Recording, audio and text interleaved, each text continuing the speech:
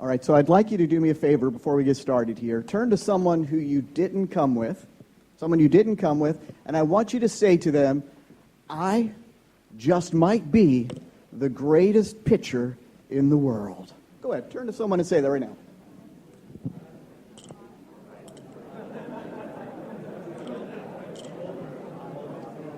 Okay. All right. Hold on a second. I was listening.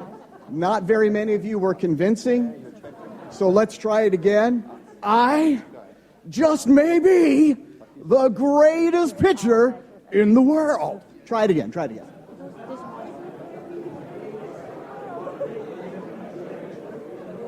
Nice. All right, I believe 4 of you that time, so that was awesome. So have you ever taken a baseball, thrown it up, and tried to hit it yourself with a bat? How many of you have done that? Pitched to yourself and hit it. Well, Johnny was doing that, right? He was throwing the ball up, and he swings. It's a miss. He throws the ball up. He swings. It's a miss again. So he thinks, I just need to encourage myself a little bit more. I'm the greatest hitter in the world. He throws it up. He swings. He misses. I'm the greatest hitter in the world. He throws it up. He swings. He misses. He does it again. Throws it up. Swings. Misses. I must be the greatest pitcher in the world. Sometimes we just have to change our perspective on what it is that we're doing. So many times we think that we need to be the greatest hitter in the world when actually you're already the greatest pitcher in the world. You just got to focus on what your strengths and what your talents actually are. One of my favorite stories about this is, how many of you are familiar with the Cold War between the U.S. and Russia? Right, you've heard of that, right? So during the Cold War, Russia had an embassy in D.C., and the U.S. was trying to figure out ways to actually hear what they were talking about, because the Russian delegates would go on walks through the park right next to their embassy all the time to talk about secret information. And they tried putting microphones in trees and things like that, but it didn't work because they kept just walking right past it. So they came up with this brilliant idea, and this is 100% true. They came up with the idea of an acoustic kitty. In this park, there were feral cats that kind of wandered all around, and the CIA thought it would be a great idea if we could implant microphones in cats and have those cats walking around the Russians as they're walking around the park, then we would know what they were saying. They spent 3 years developing it and literally implanted an antenna in the cat's tail, a microphone in the cat's front, and a power supply in there. And it was a brilliant idea. We're going to send cats out to spy on the Russians. 3 years, $15 million. The day came to release the first spy kitty, the first acoustic cat. They pulled up in a van near the park. It's okay. They pulled up in a van next to the park. They released the cat. Immediately, a cab came by and ran over the cat. No kidding. 3 years, $15 million, destroyed in about 3 seconds. It was a disaster. But that same team said we need to come up with another idea, and guess what came out of that? Any guesses? The spy dog? Squirrel? They actually abandoned the whole animal idea altogether. And out of that, and some of you have seen this, and maybe some of you have even used it, long-range directional microphones. They completely changed gears to find something different to do. And I really think that's what we've got to do, is when our spy kitty doesn't work, look for something different. Now, when you're thinking about products, which of these things are important? Raise your hand if you think passion is important. All right, so if you really believe passion is important, go ahead and stand up for a minute.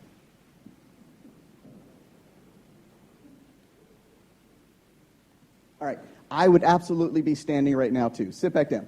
How many of you think that facts are important? Stand up if you think facts are important. Okay, those of you who are not standing, wow. Facts are important, too. Okay, sit down. What about trusting your gut? You can just raise your hand. How many of you think trusting your gut's important? I am so glad to see that. I really do think that matters. I think all of us have a kind of innate intuition about some things, and when we ignore that, we're missing some great opportunities. And what about testing things? Is it important to test things? Yeah, of course. All of these things are important. And all of these things lead us to where we should be going. Now, I know you're thinking, why should I be listening to this guy about these things? And I'll just tell you quickly. Again, I'm KJ Robinson. I've been selling for a year and a half.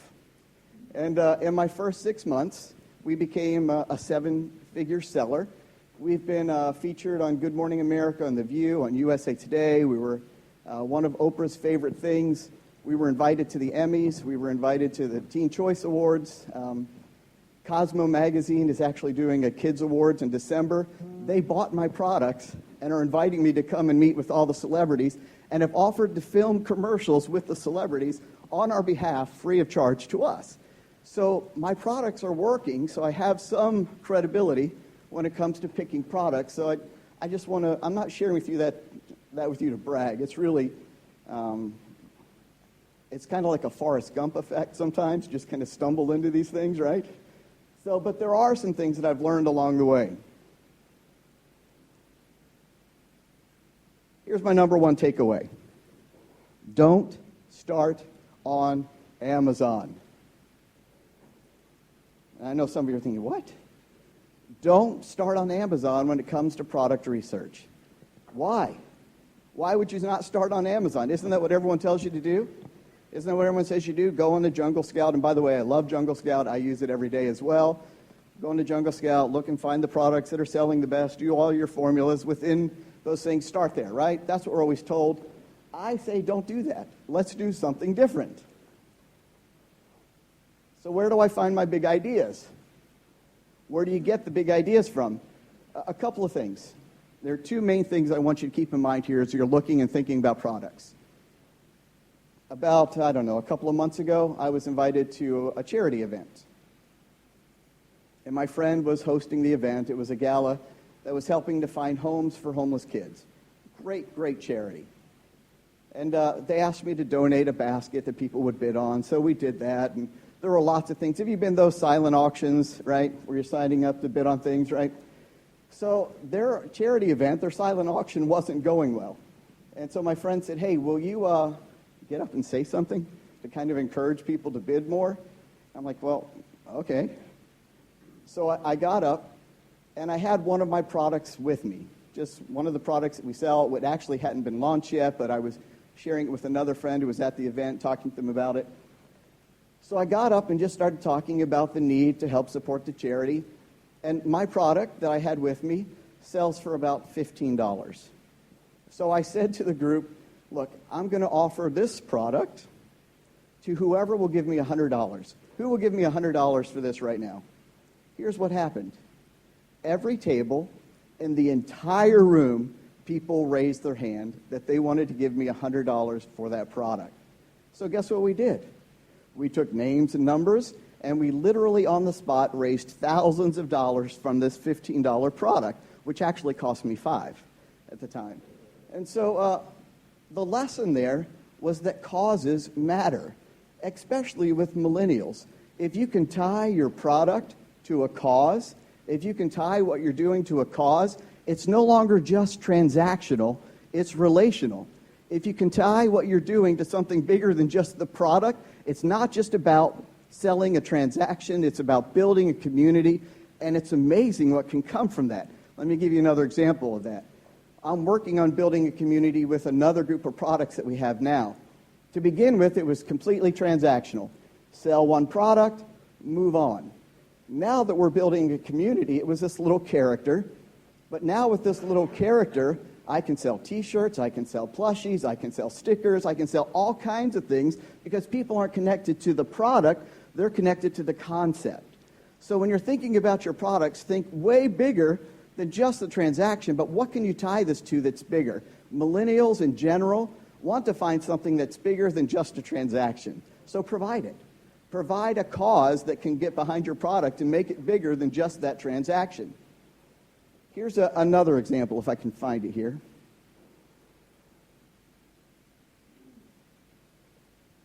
How many of you have heard of the game Speak Out? Have you heard of that game? How many views is it? You can't really tell, can you? Oh, it's over 5.3 million views. Watch this silly video. our teammate to understand what we're saying while wearing this. Look at my cheeks. You get 30 seconds. 30 seconds. Hit a fire soon.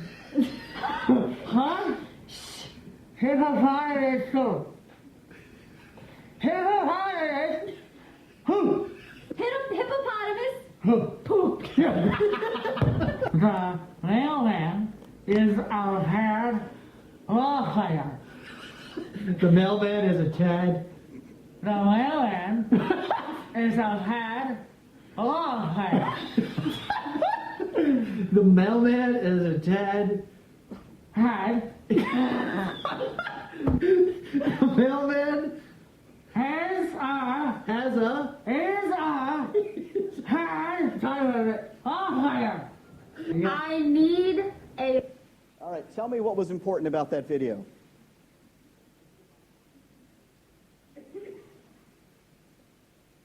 I'm sorry, tell me what was important about that video. I heard someone say it made you laugh. Okay, what else? Anyone? There was over 5.3 million views on there. What was important about that? Demonstrated about how the product worked. Yeah, it was viral. But here's what I want you to get more than anything. What did you think about, those were brothers and sisters, by the way, in that video. Was it a well-produced video? No, it just looked like someone with their iPhone shooting at the kitchen table. What was significant about that video? It's real, and it was experiential.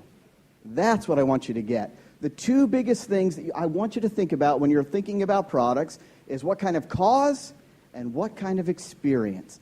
Everyone wants an experience. Everyone wants to know, what kind of experience can I get from this? And when you see those brothers and sisters laughing and having a good time together, you naturally think, I want that experience, therefore I want that product. So you're thinking long-term here as you're thinking about the product. You're not just thinking about, well, it sold 300 units yesterday. You're thinking, what kind of cause, what kind of experience can this product help create? And when you can capture those things, you can capture lightning in a bottle. So those are the types of overarching things that you should be thinking about as you're thinking about your products. So if I'm not starting on Amazon, where do I get the ideas, right? Well, there are lots of places to get ideas from, and I'm going to share some with you today, and we'll dive into these. First of all, I watch TV a lot. For me, it's an empty box. I work a lot, so when I'm not working and I'm not with the family and I just want to think about nothing, I watch TV and get a lot of great ideas from TV. How many of you watch TV? How many of you watch Shark Tank?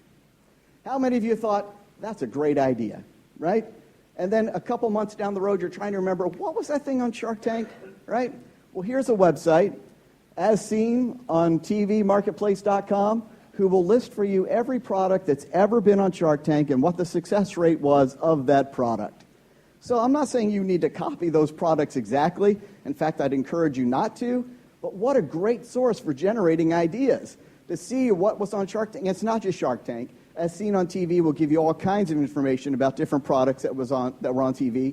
Like the show that Mattel's been doing called The Toy Box. Some great ideas on there as well.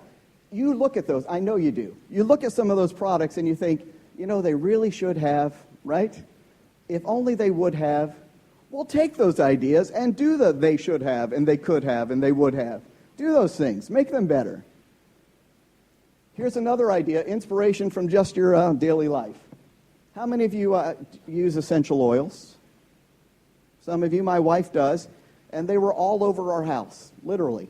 They weren't in any kind of storage container. There was just some down in the kitchen. There was some in our bedroom, some in the kids' room, just all over the place. And I thought, we need a good place to put all these essential oils. One of the first products we did was a simple, decorative wooden box to store essential oils in. We had them made for between $3 and $5, sold them for $39.99. I sold out immediately every time I put them in stock. No kidding. I literally today am sold out and waiting for the next shipment to come in so that we can get them selling again. And it was a simple wooden box for my wife's essential oils. My daughter's birthday party last year, she's like, Dad, I want to do an indoor camping thing. I'm like, all right. So we made these little tents here for my daughter's birthday party for her to use. And then I started thinking, by the way, My daughter is the most beautiful, talented, attractive, creative one there on the bottom there. So, yeah. So I thought, maybe these tents would be a good idea if I made those into a product and sold those, right? So there are things that you come up with all the time. There are things that you stumble across, you see the need for all the time, that you can develop into a product. Another place that I go, and we're going to come back to those tents in a minute. Another place that I go is, have you heard of JW Green Sheets? You should have heard of JW Green Sheets if you haven't. Infomercials have launched some crazy successful products. Infomercials usually are on the forefront of some of the new trends that are coming out. This is a website that actually tracks the success of all the infomercials that are being produced and what's going on. This is a fantastic resource to go on there and see what kind of infomercials are working well and what kind of success rate they're having and what kind of trends might be developing. Well, when I went on to here, guess what I found? Kids' tents. There was already an infomercial. So it started to reconfirm for me that, hey, maybe this isn't a bad idea to do these kids' tents. There's already an infomercial for one brand that seems to be doing quite well. It was in the top 10 of all infomercials. So then I want to dig down a little bit more. So I use Google Trends a lot. And by the way, if you don't know, this website is worth the price of admission. It's free training on all of Google's products. It's videos, it's PowerPoints, it's step-by-steps. It's free training on how to use all of Google's products, including Google Trends.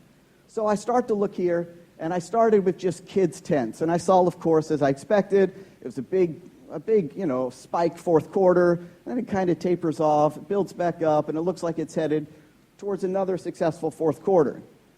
But then I want to expand that search, right? So I put in kids' tents, and I compare it with sleep tents, and I compare it with play tents. And I find that really what I'm doing is not kids' tents, it's not sleep tents, it's probably play tents. Because you can see that's the one that really spiked over the holidays. And by the way, a lot of my products, I do rely on Q4 because they are more holiday-based products, gifts products for kids and things like that. But then I looked at Google's projections for fourth quarter, and it's not all on here, but it went off the chart. They were expecting it to double this fourth quarter compared to the previous fourth quarter. So I begin to see that, hey, this is a pretty good idea for a product. These kids' play tents, right? And another little help here. Google will give you related queries. You know that, right? So that's some really great ideas for your keywords, to see what the related queries were, to see what else people are searching for when they're searching for those types of products. One of the things that they've changed in Google Trends recently is they used to give you actual numbers. Now they give you percentages. And if you want to try to measure how much is that actually equal, just compare your exact key terms towards a brand or something like that, and you can get a better idea of how it fits in the market. And here's a few other things. I love these websites. These are three of my favorite websites. Trendwatching.com. It's an independent trend firm that searches the globe. Trendhunter.com has 3 million fans that are giving input on what they think really are the developing trends. And then my very favorite is springwise.com. What Springwise does is it goes all over the globe to tell you what's trending in different countries. Have you guys heard of Inca's shoes? A guy using Springwise saw that in Peru, this Peruvian material, colorful material, was starting to be used in shoes. And he thought, hey, that's a pretty cool idea. So he started importing Peruvian shoes. He called them Inca shoes. And his website, he's doing most of it on Shopify, actually. He's selling over $10 million a year now in these Peruvian shoes that he found on Springwise, just by searching and seeing what was trending in other countries and bringing it to his own country. Some great ideas for finding new product ideas by seeing what's trending all over the globe. Spend some time looking at these websites. I think it'll give you some great ideas. Here's another one, Mall Kiosks. I have two teenage kids, a teenage daughter and a teenage son. Eli is with me now. And so unfortunately, I get to spend a lot of time in malls. Do you know what launched the fidget spinner craze in America? Mall kiosks. That's where it started. It started in mall kiosks. So a great resource is when you're walking through a mall, stop at the kiosk and ask them, what's your top seller? And then ask them, what do you wish you were selling? You're going to get some really, really great information. Because in mall kiosks, they're looking for mass appeal. They want a broad audience, unless it's really a niche product that they know that they can sell as gifts for people as well. They want a mass appeal. It has to be an impulse price, right? Less than $100 for it to actually work in a kiosk. Last year in the U.S., we saw a lot of mall kiosks pop up with hoverboards. None of them were successful. People would get information about hoverboards from the mall kiosk, but people weren't buying hoverboards from the mall kiosk. It was too big of a purchase for an impulse buy, so the price point can be good. And generally, the margin that mall kiosks are looking for is 4 times the purchase price. So walk the mall and ask some questions, and you're going to find some great products. Here in Hong Kong, there are some really gigantic malls. We've been here for 2 weeks, my son and I, Eli, and we've spent 3 days lost in one of the malls in Harbor City. The mall's just so massive, and there's all kinds of kiosks that you can go to and just gather information about new and trending products. Trade shows. You guys already know this, right? You're at a trade show, so you know they're a great source for information. But do you know about TSNN? It tracks all of the trade shows in the world. And here's what's super cool about this site is I can go here and type in a keyword. Maybe your keyword is exercise equipment. It doesn't matter.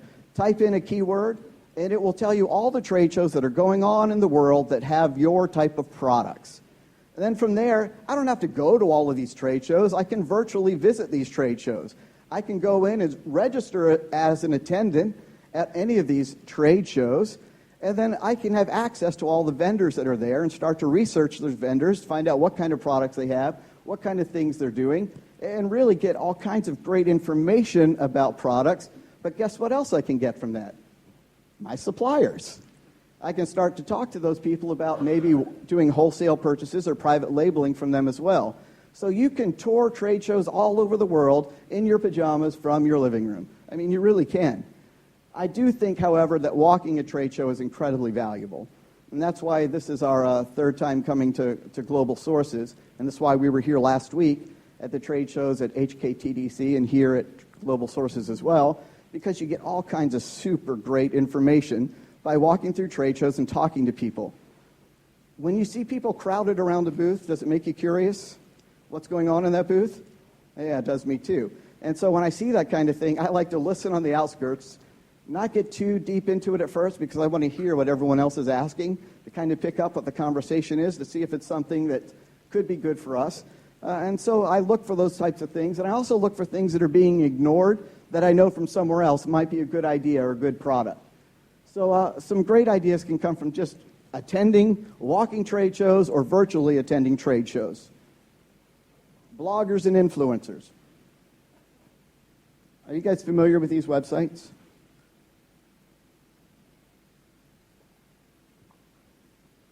What I like about BuzzSumo is that it tells me the number of times that this influencer or blogger has been shared and how many times people have shared it with other people. Why is that important? Because if people shared it, they think it's important. So I actually take to heart how many shares an influencer or blogger has. I don't care how many followers necessarily they have, because it doesn't necessarily mean they're influencing or affecting anything. But if I see how many shares they have, I can really get down to how effective they are. Clear is a great site also that will help me narrow down who's in my category. My favorite is Thomason, because in Thomason I can search by my specific category for bloggers and influencers who are doing things specific to my category that I'm in. And then I can go back to BuzzSumo and see how influential they really are. So using these things are really some cool ideas. There's some other tools there as well, like Follower Wonk and Little Bird, that will give you more information about these guys as well. And I know I heard someone else say yesterday that maybe it's overhyped, and maybe in some cases it is, but I can tell you in our case it's been really, really, really tremendous to get some of these guys on board to help support our products. It's really led to a lot of our success using some of these guys and using these tools. Unrelated to the bloggers, just another little simple tip is if you're searching for trends on a specific product or things, use different search engines because you're going to get different results, and it's interesting to compare those. Use Google, use Bing, use Yahoo, use DuckDuckGo. How many of you know what DuckDuckGo is?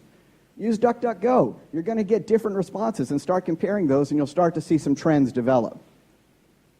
Here's some additional resources. crowdfunding sites. I look for, and by the way, if you go to kickstarter.com/discover, you can search by category. So it doesn't have to be just general. You can search by category. I look for campaigns that surpassed their funding goals because I know that there was a lot of interest. And so I'm not necessarily trying to copy their products. I'm looking for ideas, right? Looking for ideas. And there's other sites there as well. Edison Awards is a great site for things that are new and inventive to find some great ideas. And then there's a bunch of other sites there that I've listed as well that you can take a look at. You have access to this presentation. You don't have to write this all down. And so some other places to find some really new, trending, cool ideas.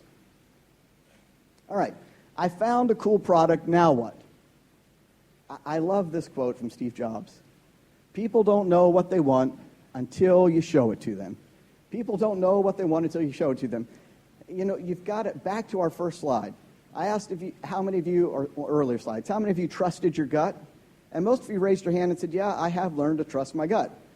There are times when you're going to find something that there's not already a gigantic market for, but you know you could create or help create a market for it. You've got to be willing to take some of those chances, take some of those risks, because that's where I found my home runs, is being willing to take some of those chances, take some of those risks, and take something that's a fairly simple thing, but a little bit different, and go for it. Create the market. Someone in one of our groups earlier said that they do very little marketing, that they think it's really more about finding the right products, and the marketing will take care of itself. Well, for me, it's been the opposite. For me, it's been, I find a great product, and then it's all about marketing. Help people understand that they need this or that they want this. And so for our business, it's really been about 30% product, 70% marketing, helping people to understand why they want or need this product. And then, of course, I do think you should validate, and there's all kinds of tools to do that. Remember I said don't start on Amazon, but I don't think you should ignore Amazon as a research tool. After I found my ideas, after I found the trends, after I found the things that I think are really a good idea, one of my primary sources of validation is I go back to Jungle Scout and say, okay, does this work? Does this pan out? Listen, if I start and do the same exact thing that everyone else does, where do I end up? The same place that everyone else does. That's how I started. One of my first products was a handle for a Yeti mug. I could source it for like $1.50, and at the time they were selling for like $19. Bingo, what a fantastic product. I followed all the Jungle Step Scouts. That was one of the products that came out. I invested in 5,000 of them, had them shipped in before they even arrived. I knew it was such a great idea that I ordered 15,000 more of them. I had 20,000 of these things. There was only one other seller on Amazon. This was going to be fantastic. By the time it was up on Amazon, there were 32 sellers of the same product because we had all followed the same steps. You got to do it different. You got to think different. So find these sources, these trends, these products, other places, but then come back and let's make sure that it pans out. If you started at a different place, where are you going to end up? In a different place. And that's what we want, right? So, you know these things, so I won't go too deep into these things. These are the same things these are our parameters, and some of them are from Jungle Scout, some of them are tweaked a little bit. But you can read through those. I won't spend too much time with that because you all know those things. But those are some of the validation tools that we do look at. I will mention number 10. Do I like or believe in the product? To me, this matters. To me, this matters. My company is not just about making money, although that is one of our primary goals. That's why we're in business. But it has to be something that I actually believe in, that I'm not uncomfortable telling anyone this is my product, right? So it has to be something I believe in and that I like. That's just one of our fundamental rules. Even if it's a product that I think I could make 100x on, if it's not something I believe in, I'm not going to sell it. And so I really encourage you to kind of take on that same mindset because I think it helps you when you're trying to market your products if it's something that you really believe in and that you like. So back to our sleep tents. You can't really read this data very well, can you? Can you read that? Yeah. So The same person that you told you were the greatest pitcher in the world, I want you to turn back to them, and based on this data, take about 30 seconds and tell me if you think the play tents, the kid tents, sleep tents were a good idea. Go ahead, talk to the person that you were talking to a minute ago about being the greatest pitcher. Tell me whether or not this is a good idea.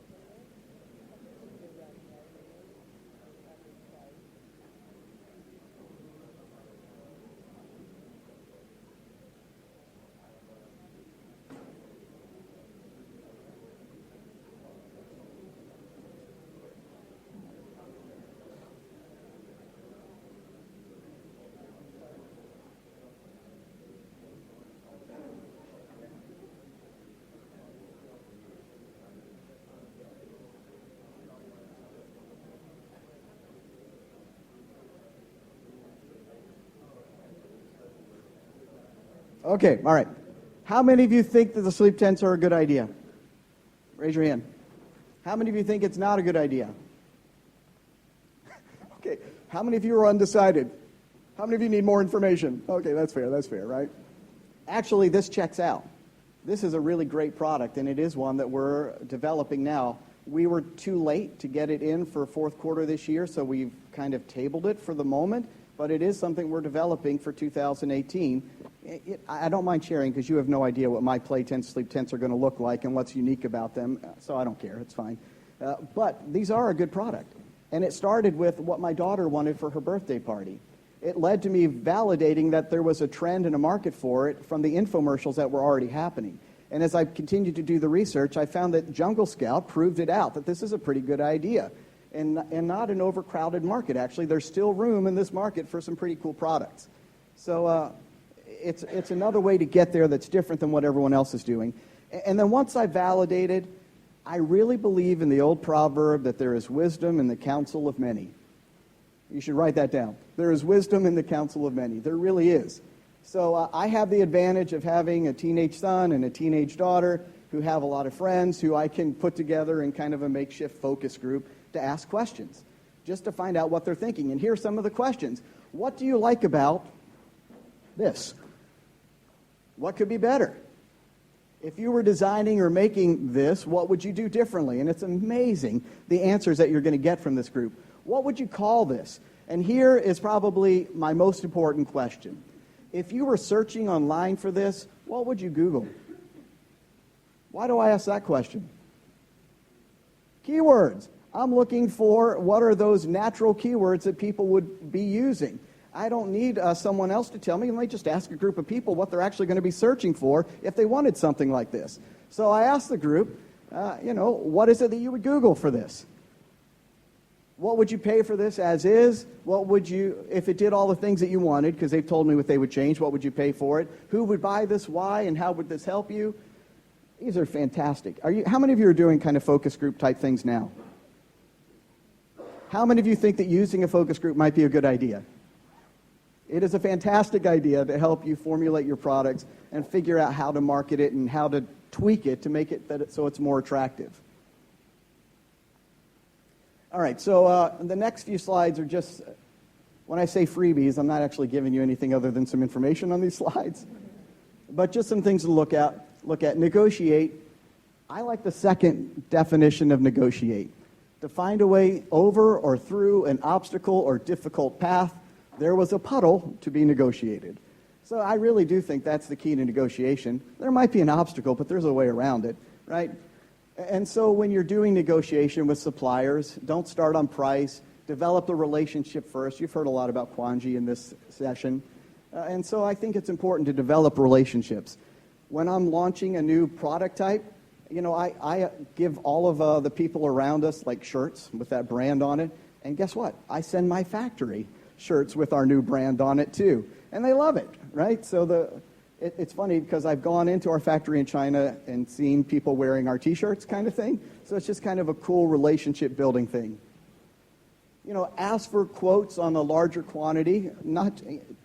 I think the worst thing you can do is say, well, I want to start with 100 pieces. And so they're going to not treat you as if you're really going to be doing anything serious. So I might actually start with 100, but I'm asking for the quote on 5,000 first so I know what we're actually working with. And you can read through some of these other things. But I will go to number 9, integrity. It really does matter. Model the behavior you expect in others always. Model the behavior you expect in others always. I don't care if you think that your factory is cheating you. I don't care if you think they're not being honest with you. I don't care if you think they're hiding something under the table. That should never change the way you do business. That should never change the way that you do things. And I think integrity always matters, regardless of what anyone else is doing. And I think that's an important part of negotiation. So some of my manufacturers now, they know that my yes is yes and my no is no. And we have a great relationship, and it's a very straightforward relationship because they know I'm not going to go back on something that I said. They know they can trust my integrity. Avoid some rookie mistakes, and you can read through these as well. What about PayPal? I think this is changing, by the way. But there's still a stigma that a big corporation would not be using PayPal to pay me. And so even with samples, I rarely use PayPal. I'll wire money even for a pretty small transaction because it sends a message about who I am as a company and what type of size I might represent to them, right? So there are signals that you can look at that can be important. One of the mistakes that I'm still making and working on is number 10, always have a backup plan. I literally had to turn away $6 million in orders in fourth quarter because my factory could not keep up with the orders. I literally lost $6 million in orders because I did not have a backup plan. Guess what was one of my goals for this trip to Hong Kong? To find alternative manufacturers so I was never in this situation again. Look, for me, it's a little bit of an investment because I have custom molds and things like that. And to get another manufacturer to use these molds, I'm going to have to buy molds again. But I lost $6 million in purchases because I didn't have a backup plan. So I have a backup plan in the works now, and I'll invest in additional molds because I don't want to be caught in that situation again. And then you can look at that as well. JAKAB Solutions is the name of our company. We are doing some consulting now as well. I'll be candid with you. We're full for the rest of the year, but in 2018, if you're interested in talking with us about brand development, about your products and what you could do different, if you want someone to help you put together a focus group, or those types of things, or just some general business consulting, we'd be glad to help. And if you mention global, as in global sources, we'll give you 25% off. And of course, if you call or email, just ask for KJ. So that's the presentation. Do we have any questions? Wow, thank you, KJ. That was amazing. Some gold nuggets in there. Okay, we have time for 2 questions.